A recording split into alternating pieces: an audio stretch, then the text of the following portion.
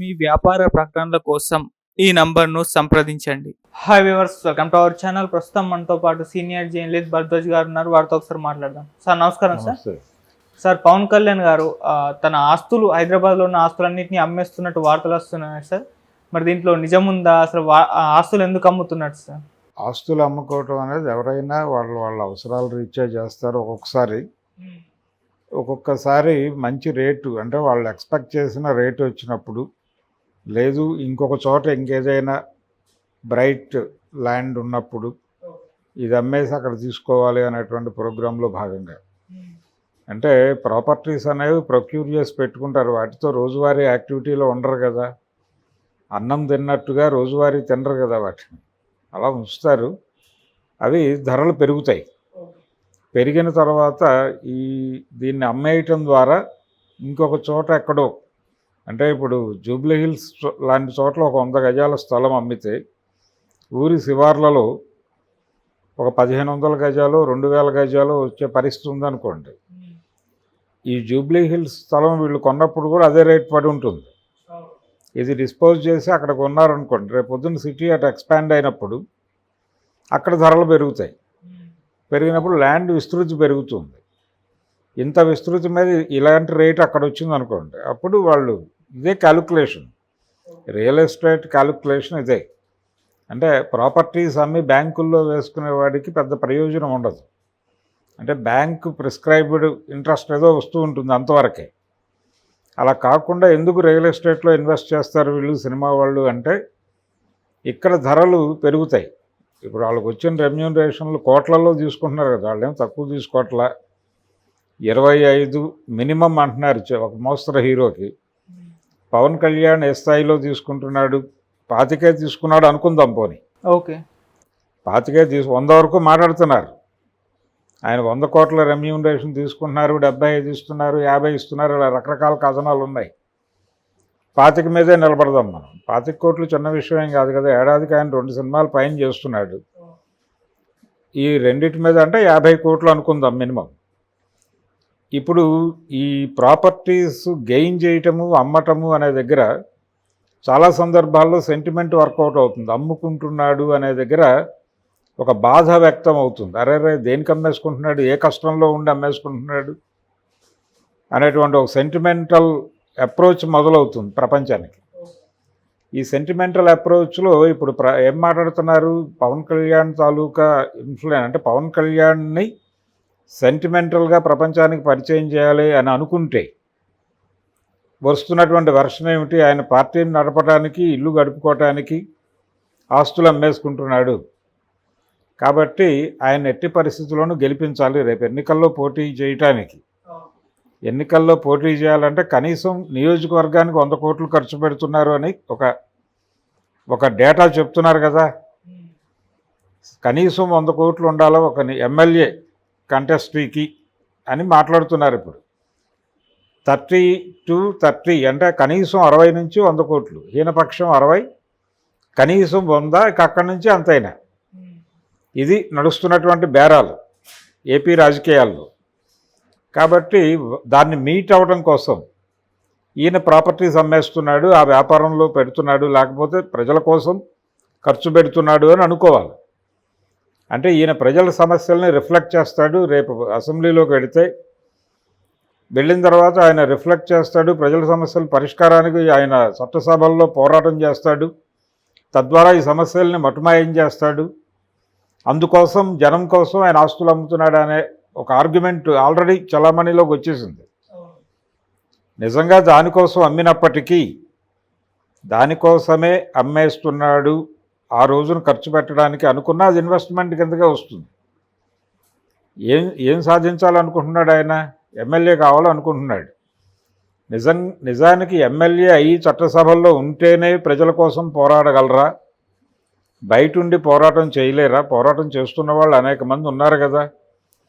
మీరు ఏ ఇష్యూ తీసుకుని ఇప్పటివరకు పొలిటికల్ పార్టీ పెట్టిన తర్వాత రాజధాని భూముల సేకరణ సమయంలో ఆయన వెళ్ళి ఆ కౌలు రైతులకు అండగా నిలబడి పోరాటం చేస్తాను అన్నాడు.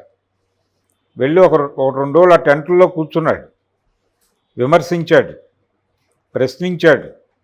నేను వెళ్ళి ప్రభుత్వంతో మాట్లాడి మీకు న్యాయం చేస్తాను అన్నాడు. ఫైనల్గా ఆ టెంట్లు లేచిపోయినాయి. ఇది అలా ఆయన ప్రతి సందర్భంలోనూ ఒక పోరాటం చేస్తున్నటువంటి పిక్చర్ ఇస్తాడు తప్ప ఆయన నిజంగా సీరియస్గా రోడ్డు మీదకి వెళ్ళి పోరాటం చేసిన సందర్భాలు ఏవైనా ఉన్నాయా ప్రజల సమస్యల కోసం? వాళ్ళని ఏదో కామెంట్ చేశారనో మరొకటి చేశారనో మిమ్మల్ని రోడ్ల మీద పరిగెట్టించగలం టైప్లో స్టేట్మెంట్లు ఇవ్వటం. వారాహి యాత్ర కూడా కొద్ది రోజులు చేశాడు ఆయన. అవును. ఆ వాహనం తయారీకి పట్టినన్ని రోజులు కూడా అక్కడ యాత్ర నడవలేదు. ఏం చేస్తున్నాడు ఆయన మిగిలిన టైం? ప్రజల్లో లేడు, పార్టీ ఆఫీసులో లేడు. పార్టీ ఆఫీస్ కూడా రెనోవేషన్లో ఉంది ఇప్పుడు, మంగళగిరి పార్టీ ఆఫీసు. ఈ పరిస్థితుల్లో ఆయన ఏం చేస్తున్నాడు? పోనీ రాజకీయాలు ఏమన్నా వ్యూహాలు ప్రతి వ్యూహాలు పన్నుతున్నాడా చంద్రబాబు? చంద్రబాబు తిరుగుతున్నాడు కదా, ఈయన ఎక్కడా తిరుగుతున్నట్టుగా కనిపించట్లేదు మనకి ప్రిస్క్రైబ్డ్ మీటింగుల్లో తప్ప. సినిమాలు చేయట్లా. ఆ హరిహర వీరమల్లు ఎప్పుడు కంప్లీట్ చేస్తాడో తెలియక డోలాయమాన స్థితిలో ఆ ప్రొడ్యూసరు డైరెక్టరు ఉన్నారు.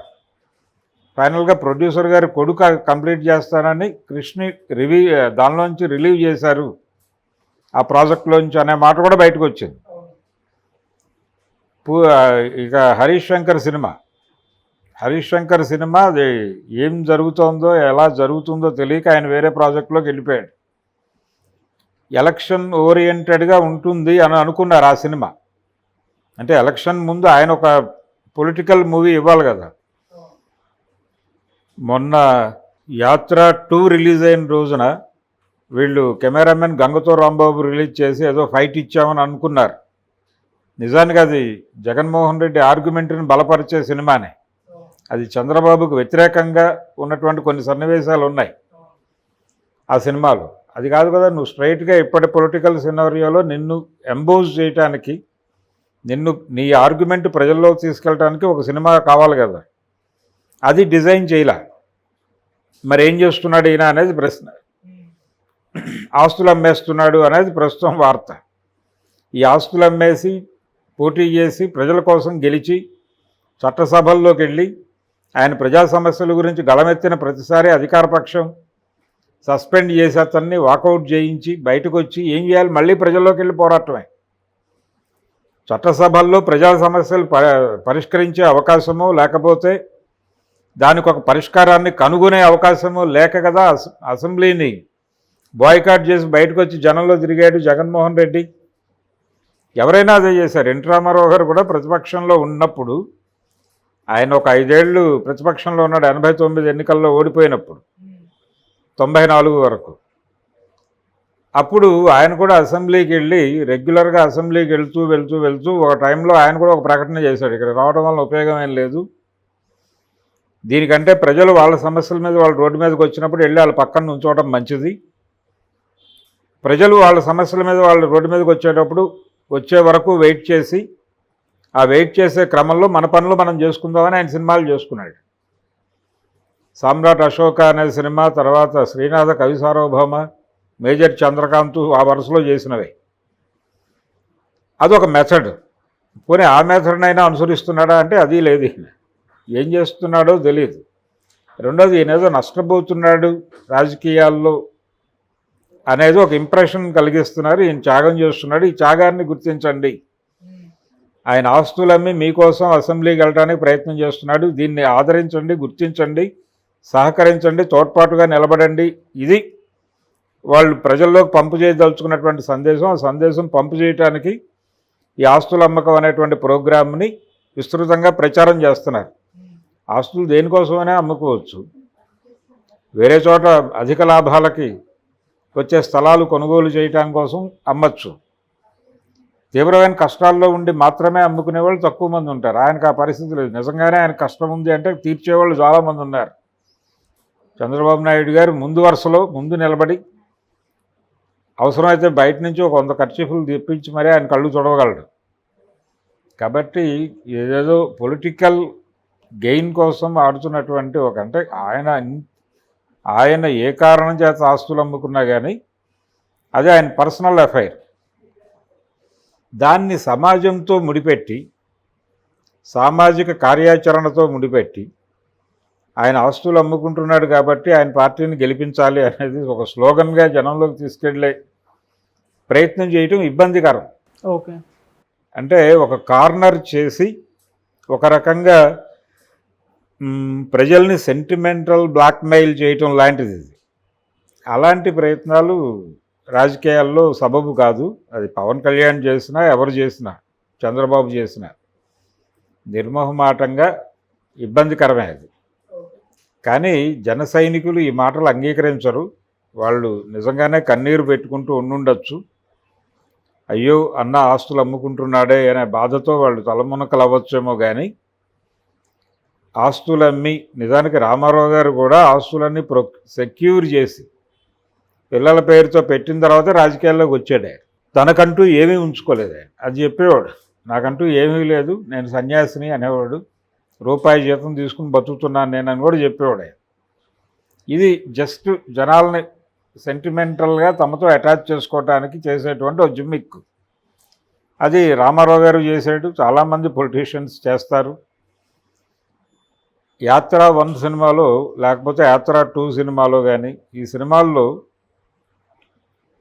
గుండె జబ్బుతో ఉన్నటువంటి పిల్లలు, అసలు ఆరోగ్యశ్రీ అనేది ఎక్కడి నుంచి పుట్టింది, గుండె జబ్బుతో ఉన్నటువంటి ఒక పిల్లకి వైద్యం జరగక అనే వరకు వాస్తవం. నిజానికి ఆ గుండె జబ్బుల పిల్లల్ని ఆయన దగ్గరికి తీసుకెళ్ళి ప్రశ్నించింది కృష్ణమాదిగ.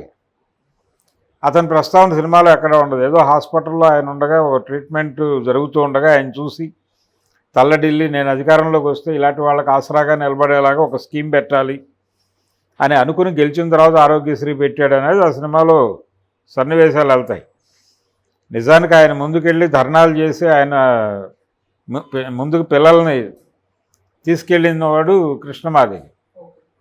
ఆ ఇష్యూ ఉండదు సినిమాలో. ఇలా అంటే ఏ క్యారెక్టర్ని హైలైట్ చేయదలుచుకున్నారో ఆ క్యారెక్టర్ చుట్టూ ఒక సెంటిమెంటల్ దీన్ని వలని పన్నుతారు. అది వాంటెడ్గానే చేస్తారు. అది అలాంటి ప్రోగ్రామ్గా ఇది అనిపిస్తోంది.